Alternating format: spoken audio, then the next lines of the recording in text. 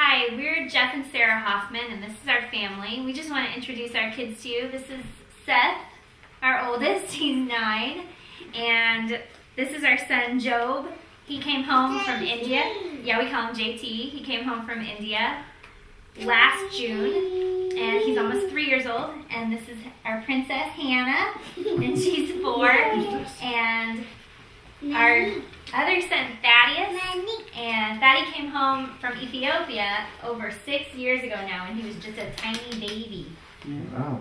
So we love adoption. We feel passionate about it, and we just feel so blessed that our family is comprised of both biological blessings and adopted blessings. Children are a blessing from the Lord no matter how they come to us, and we love our kiddos.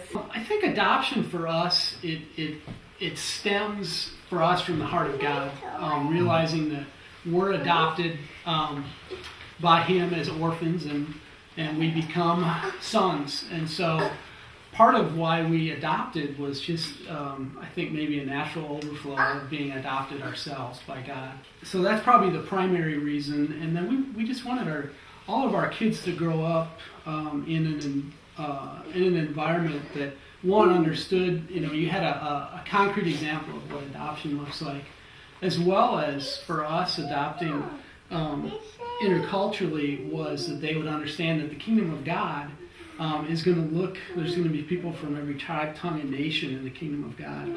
And so we just thought it'd be cool if our kids, all of our kids could grow up seeing that in our family. And so those are probably a couple of the main motivations for us. And I guess just in addition, it's just the huge needs throughout the world.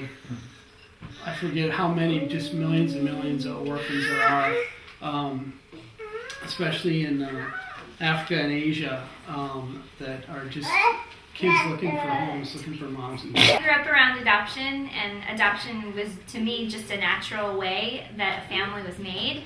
And I really think it's such a reflection of the heart of God, like Jeff was saying, just that God brings people who weren't His children into His family and calls us His own.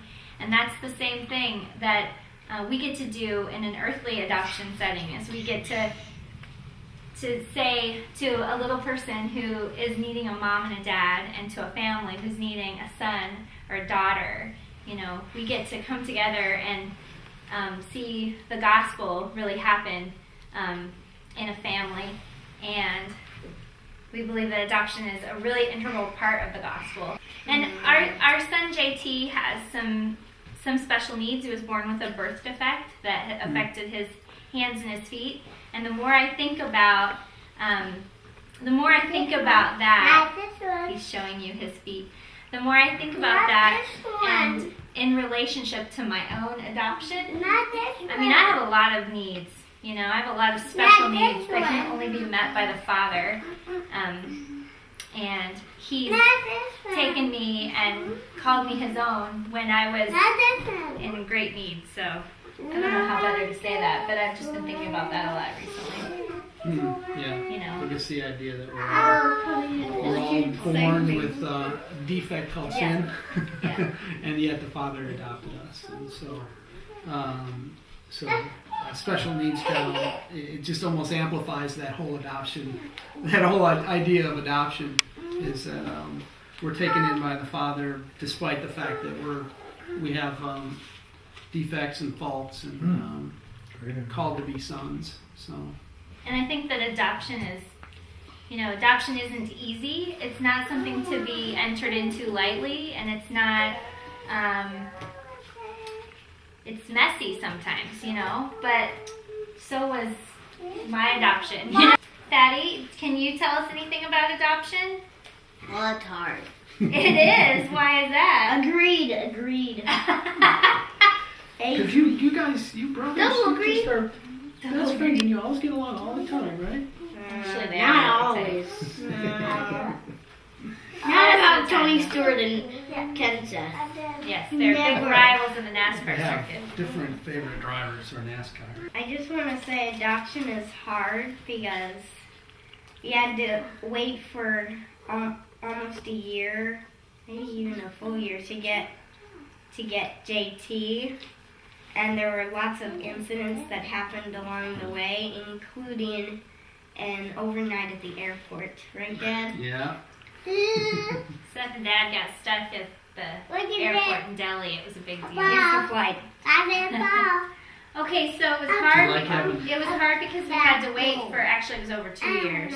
Woo. But it was hard because we had to wait. But what about adoption in general? I mean, how do you like having brothers who are adopted? I like it. When Brenda and I were married, we talked about adopting and had no clue that we'd not be able to conceive our own kids.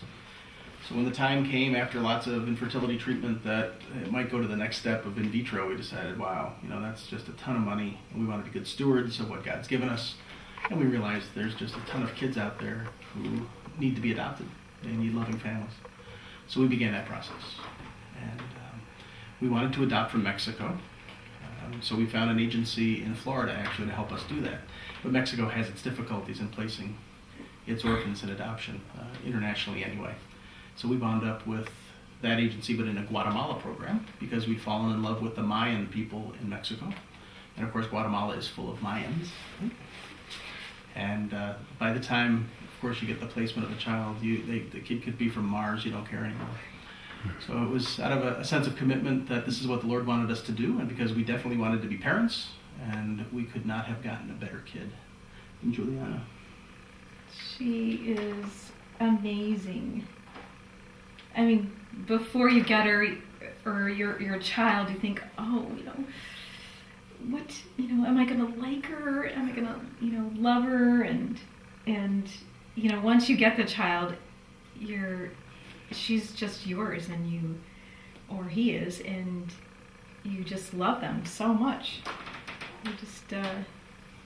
You just instantly fall in love with them. Even when she's a terror, we have a blast. God's been so good to us. We had concerns when we adopted, because you don't know what background the child has and what issues there might be behaviorally or neurologically or in any wiring.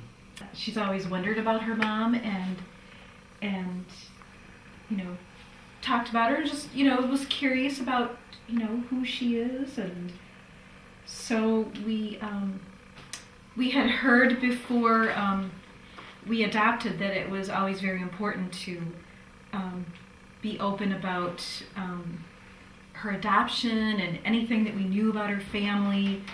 So over the years, we've always, she's talked about her birth mom, and so we've talked about, someday we'll go to Guatemala, and if we can, find her, we will. We always had kind of an open conversation about who, what her mom might be like, and who she is, and where she's from, and so this is very exciting. And we feel kind of like we're finding extended family of our own in Guatemala now as we go down and meet these people. And we've seen photos, they've seen photos of us, and of Juliana especially.